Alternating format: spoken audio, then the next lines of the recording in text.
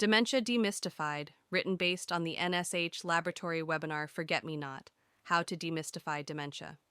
According to the Alzheimer's Association, there are currently over 7 million people around the country living with Alzheimer's disease, and that amount is expected to skyrocket to 13 million by 2050.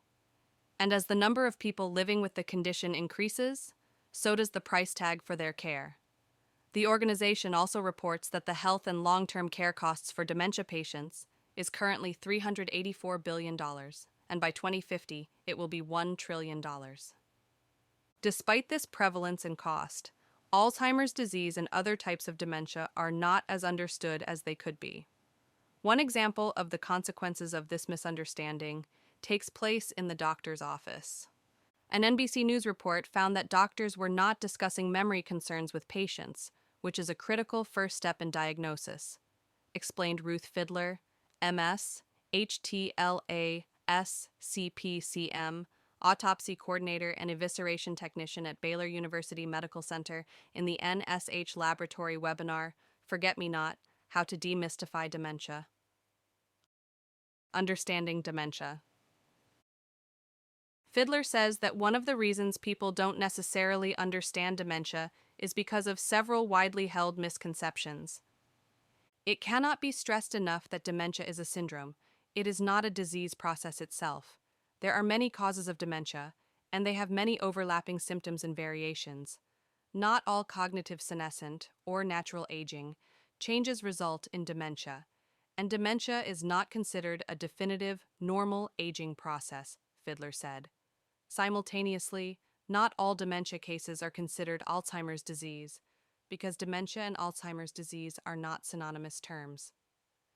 Additionally, diagnosis of dementia is a comorbidity, not a cause of death, except that in some patients, and in some cases, the patients forget to eat, or the patients forget to breathe, and death occurs.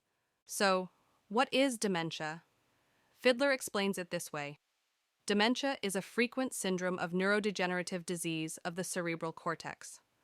Unlike stroke, trauma, and other injuries that lead to localized brain damage, degenerative disorders can affect the brain in multiple areas that are linked together. The diagnosis of dementia is confirmed post-mortem, and there are some telltale clues that histotechnologists can look for in the lab. Many types of dementia are associated with the development of protein aggregates that are resistant to normal cellular degradation, and they can be recognized by hallmark histologic baselines.